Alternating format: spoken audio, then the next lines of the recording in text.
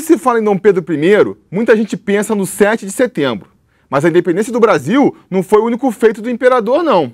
Nem o último.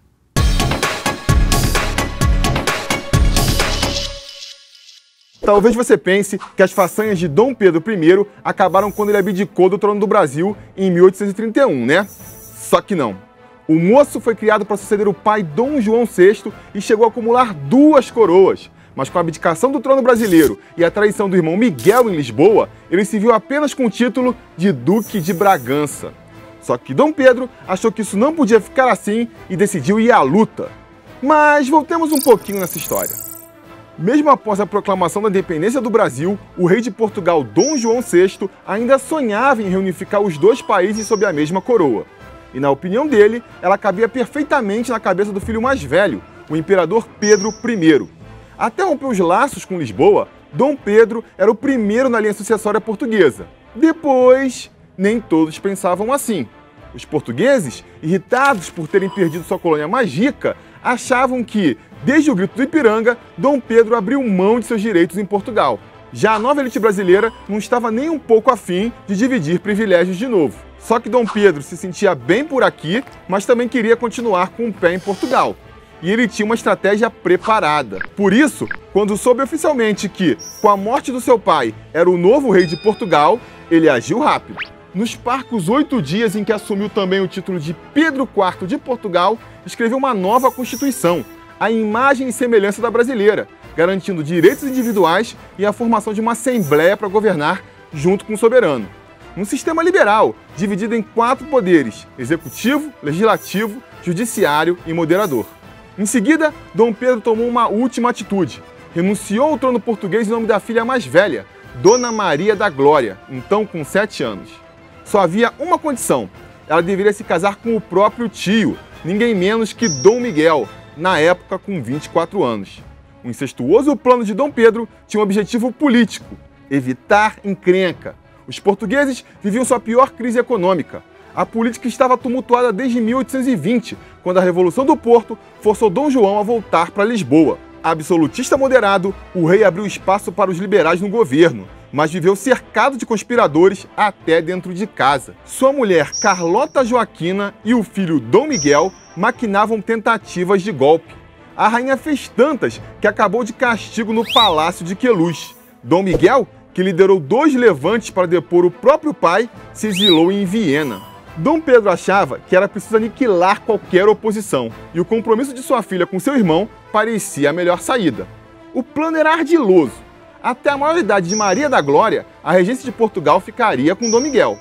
Mas enquanto o casamento não fosse celebrado, o posto continuaria com a infanta Dona Isabel Maria, irmã de ambos, no cargo desde a morte de Dom João. Inocentemente, Dom Pedro achou que esse casamento resolveria a questão dinástica, unindo o país num governo de conciliação nacional, apaziguando os absolutistas e abrindo caminho para os liberais. Põe inocência nisso. Com a nova Constituição instaurada, Miguel voltou a Lisboa em 1828, prometendo entregar o poder à sobrinha no futuro. Era bom demais para ser verdade. Um mês depois, Dom Miguel quebrou o pacto. Confiante das manifestações de rua que pediam a volta do absolutismo, mandou Maria da Glória passear, proclamou-se Miguel I de Portugal, dissolveu a Câmara dos Deputados, nomeou uma Assembleia à moda antiga e iniciou uma violenta perseguição aos liberais, com exílios e prisões em massa.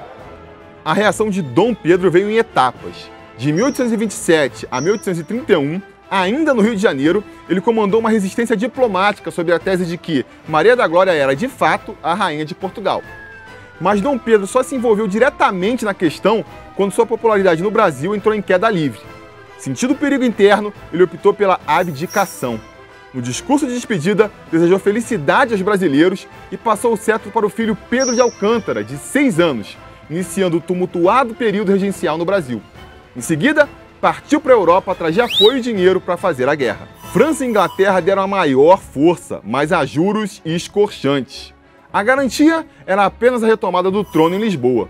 Em janeiro de 1832, Dom Pedro foi para a Ilha Terceira, nos Açores, que desde 1828 era o único foco de resistência dos liberais portugueses, varridos do país por Miguel I.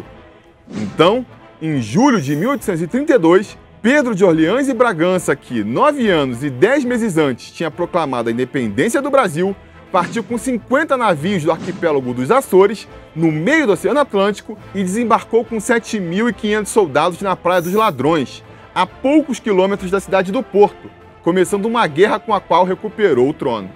Como regente da filha, puniu os absolutistas com sequestro de bens e a demissão de cargos públicos, mas as finanças de Portugal beiravam ao caos. O enorme empréstimo feito para formar o exército liberal se juntava à dívida acumulada por Dom Miguel. Fora isso, a guerra cobrou um preço alto a Dom Pedro, que, tuberculoso, foi diagnosticado com inflamação nos pulmões, icterícia e hidropsia. Numa de suas últimas aparições públicas, no Teatro São Carlos, o rei soldado foi vaiado e chamado de canalha. Morreu na tarde de 24 de agosto de 1834, no mesmo lugar que havia nascido 36 anos antes, no Palácio de Queluz. Apesar dos pesares, Dom Pedro cumpriu seu objetivo e fez sucessores. Brasil e Portugal continuavam nas mãos da mesma família, com Dom Pedro II no Rio de Janeiro e Maria II em Lisboa. A Constituição escrita por ele foi cumprida até a proclamação da República Portuguesa, em 1910.